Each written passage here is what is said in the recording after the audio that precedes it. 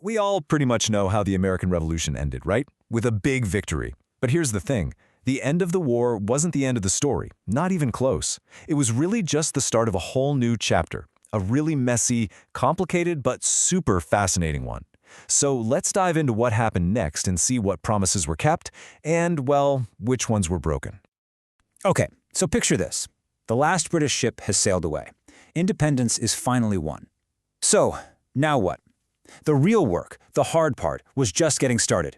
I mean, how do you take all these big, lofty ideals from a revolution and turn them into an actual, functioning country? It wasn't some neat and tidy process, believe me. It was more like a chaotic scramble to figure out what America was even supposed to be. All right, so the first thing that happens, and this is maybe the most important part of the whole aftermath, is this total explosion of political creativity. I mean, think about it. The king is gone. So now Americans have to literally invent their governments from scratch. This kicks off a completely unprecedented era of writing constitutions. And at the heart of all this experimenting was a truly radical idea: popular sovereignty. Now, that might sound pretty simple to us today, but back then, it was a seismic shift. The idea that power doesn't come from a king or from God, but from the people, that was a game changer. And that one principle, it was going to be the foundation for everything that came next. So how did they put this idea into practice? Well, the new states came up with a major innovation. You see, the British had this unwritten constitution. It was all based on traditions and a long history of laws. The Americans, they decided to write it all down, every last bit of it. And this was a very deliberate choice. The whole point was to put clear written limits on the power of government and to spell out exactly what rights the people had. But of course, not everyone agreed on what this new government should actually look like. Not by a long shot. Just look at the difference between two states.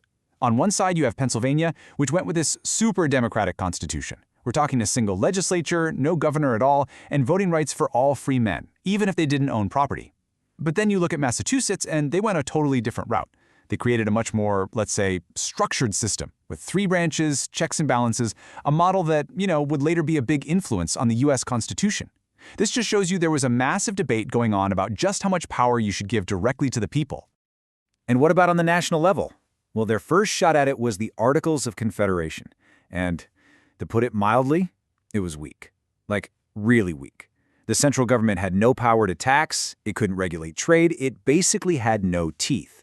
So the takeaway here is that while all these states were busy with their own political experiments, the nation as a whole was kind of just floundering. They created a national government that was basically designed to be too weak to do anything. Okay, so moving on from politics, the revolution wasn't just about political freedom, it also promised economic freedom. For decades, Britain had kept the colonial economies on a pretty tight leash. Well, after the war, that was all about to change, big time. Breaking free from British mercantilism just completely unchained the American economy. All of a sudden, American merchants could trade with pretty much anyone they wanted, all over the world, not just inside the British Empire.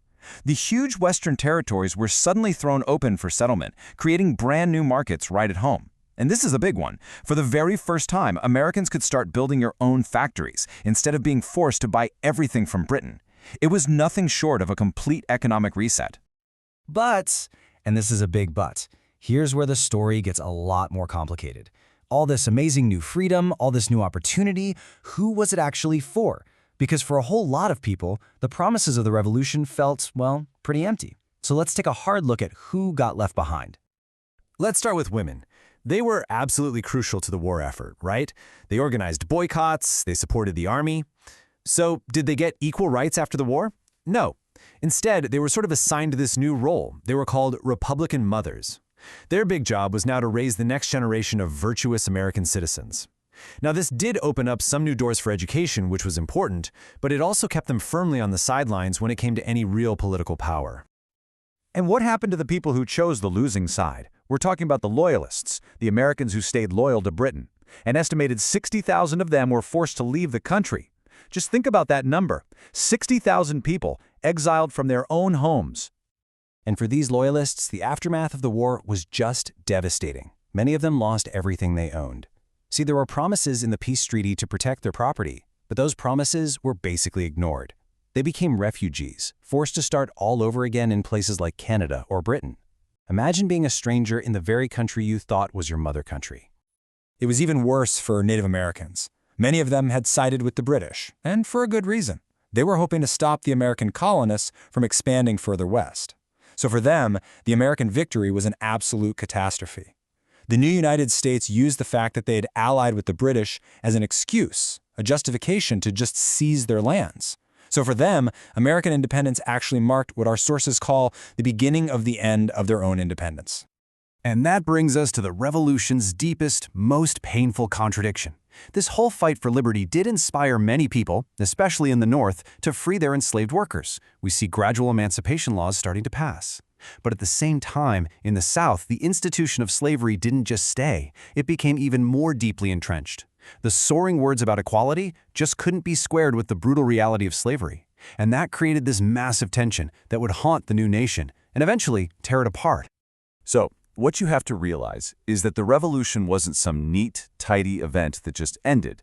It was really the start of an argument, a huge, ongoing argument about what America is supposed to be, an argument we're still having today.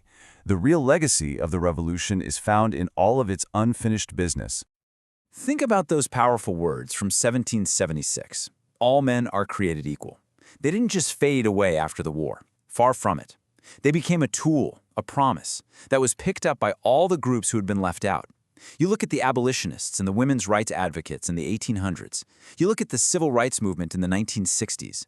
Where did they get their moral power? They drew it directly from the words in the Declaration of Independence. And maybe that's the most endearing legacy of all. The ideals were applied so imperfectly, it's true, but they were also incredibly powerful. As one source puts it, that rhetoric of equality became a shared aspiration. It set up a benchmark, a standard that the nation would be judged against for generations.